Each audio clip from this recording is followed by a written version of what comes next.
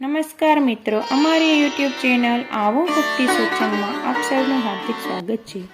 તો મિત્રો, આપણે આજના વિડીયોમાં માગશર માસના કૃષ્ણ પક્ષની જે સફલા એકાદશી આવે છે તેનું મહત્વ શું છે, તે વ્રત કરવાથી કયું પુણ્ય મળે છે અને તેની કથા સાંભળીશું। તો વિડીયોના અંત સુધી બધા બન્યા રહેજો। વિડીયો પસંદ આવે તો લાઈક કરી, ચેનલ પર નવા હોય તો ચેનલને આજે સબસ્ક્રાઈબ કરી લેજો, જેથી કરીને આવા અવનવા ધર્મ ભક્તિના વિડીયો આપ સુધી પહોંચતા રહે।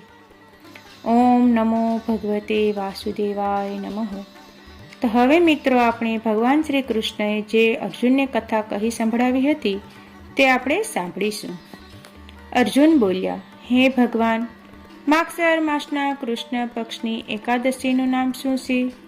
એ દિવસે કયા દેવતાની પૂજા થાય છે અને એની વિધિ કઈ છે? આ બધું તમે મને વિસ્તારપૂર્વક સમજાવો। ત્યારે શ્રી કૃષ્ણ ભગવાન બોલ્યા, હે અર્જુન, પ્રેમના કારણે હું તમારા પ્રશ્નનો વિસ્તાર સહિત ઉત્તર આપું છું। હવે તમે આ એકાદશી વ્રતનું મહાત્મ્ય સાંભળો। માગશર માસના કૃષ્ણ પક્ષની એકાદશીનું નામ સફલા છે। આ એકાદશીના દેવતા નારાયણ છે। આ એકાદશીનું વ્રત અવશ્ય મનુષ્યને કરવું જોઈએ। અને નારાયણજી સફલા નામની એકાદશીમાં મને ઋતુ અનુકાળ ફળ અર્પણ કરે। મનુષ્યને 5 સહસ્ત્ર વર્ષ તપસ્યા કરીને જે પુણ્યનું ફળ મળે છે તે પુણ્ય ભક્તિપૂર્વક રાત્રિ જાગરણ સહિત સફલા એકાદશીનું વ્રત કરવાથી મળે છે। હે અર્જુન, હવે તમે સફલા એકાદશીની કથા ધ્યાનપૂર્વક સાંભળો। સંપાવતી નગરીમાં એક મહિષ્માન નામનો રાજા રાજ્ય કરતો હતો। એ રાજાના 4 પુત્રો હતા।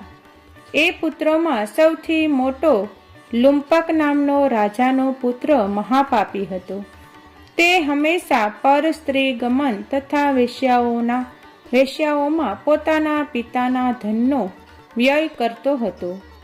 તે સદૈવ દેવતા, બ્રાહ્મણ, વૈષ્ણવ આદિની નિંદા કરતો હતો।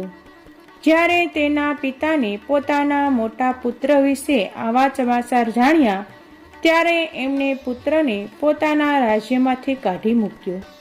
ત્યારે તે વિચારવા લાગ્યો કે હવે હું શું કરું, ક્યાં જાઉં? અંતમાં એણે રાત્રિમાં પિતાની નગરીમાં ચોરી કરવાનું નક્કી કર્યું। તે દિવસે વનમાં રહેવા લાગ્યો અને રાત્રિમાં પોતાના પિતાના નગરમાં ચોરી તથા અન્ય ખરાબ કર્મો કરવા લાગ્યો। રાત્રિમાં તે જઈને નગરના નિવાસીઓને મારતો તથા કષ્ટ દેતો અને થોડા દિવસમાં તો એને સંપૂર્ણ નગરીને પરેશાન કરી દીધી। એને પરેહદારો પકડતા છતાં તેઓ રાજાના ભયથી છોડી દેતા। તે જે વનમાં રહેતો હતો તે વન ભગવાનને ખૂબ પ્રિય હતું। તે વનમાં ઘણું જૂનું પીપળાનું વૃક્ષ હતું તથા એ વનને બધા લોકો દેવતાઓનું ક્રીડાગણ માનતા હતા। આ જંગલમાં પીપળાના વૃક્ષ નીચે આ મહાપાપી લુંપક રહેતો હતો।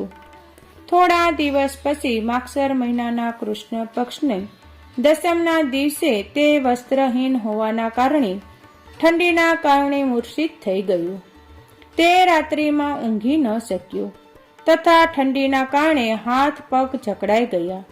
તેથી તે રાત્રિ ખૂબ મુશ્કેલથી વીતી, પરંતુ સૂર્યનારાયણના ઉદય થવા છતાં તેની મૂર્છા ન ગઈ।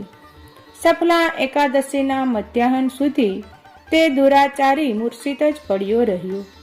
જ્યારે સૂર્યની ગરમીથી કંઈક ગરમી મળી ત્યારે તેને હોશ આવ્યો અને પોતાના સ્થાનથી ઉઠીને અથડાતા કૂટાતા વનમાં ભોજનની શોધમાં ચાલ્યો ગયો। એ દિવસે જીવોને મારવામાં અસમર્થ હતો, તેથી જમીન પર પડેલા ફળોને લઈને પીપળા નીચે આવ્યો। ત્યાં સુધી સૂર્યનારાયણ અસ્તાસર તરફ પ્રસ્થાન કરી ગયા। એણે એ ફળો પીપળાની પાસે રાખીને કહ્યું, હે ભગવાન, આ ફળોથી તમે જ તૃપ્ત થાવ। આમ કહી તે રોવા લાગ્યો અને રાત્રિમાં તેને ઊંઘ ન આવી। એ મહાપાપીના આ વ્રત તથા રાત્રિ જાગરણથી ભગવાન અત્યંત પ્રસન્ન થયા અને એના સમસ્ત પાપ નષ્ટ થઈ ગયા। પ્રાતઃકાળ થતાં જ એક દિવ્ય રથ અનેક સુંદર વસ્તુઓથી શણગારેલો આવ્યો અને તેની સામે ઊભો રહ્યો. એ સમયે આકાશવાણી થઈ કે હે રાજપુત્ર, ભગવાન નારાયણના પ્રભાવથી તારા સમસ્ત પાપ નષ્ટ થઈ ગયા છે. હવે તું તારા પિતાની પાસે જઈને રાજ્ય પ્રાપ્ત કર. લુંબંકે જ્યારે આવી આકાશવાણી સાંભળી તો તે અત્યંત પ્રસન્ન થયો અને હે ભગવાન, તમારી જય હો, આવું કહીને સુંદર વસ્ત્રો ધારણ કરવા લાગ્યો અને પોતાના પિતા પાસે ગયો. જ્યારે તેણે પિતા પાસે જઈને સંપૂર્ણ કથા કહી સંભળાવી, આથી તેના પિતાએ તેને પોતાના રાજ્યભાર સોંપીને વનમાં ગયા. હવે લુંબક શાસ્ત્રો અનુસાર રાજ્ય કરવા લાગ્યા. તેની સ્ત્રી, પુત્ર આદિ પણ નારાયણના પરમ ભક્ત બની ગયા. વૃદ્ધાવસ્થા આવવાથી તે પોતાના પુત્રને ગાદી સોંપી ભગવાનનું ભજન કરવા માટે વનમાં ચાલ્યો ગયો અને અંતમાં પરમ પદને પ્રાપ્ત થયો. તો મિત્રો, આ વિડીયોમાં આપણે સફલા એકાદશીના વ્રતની કથા સાંભળી. વિડીયો પસંદ આવ્યો હોય તો લાઈક કરજો. હવે નવા વિડીયો સાથે મળીશું. ત્યાં સુધી સૌને જય સિયારામ, જય શ્રી કૃષ્ણ.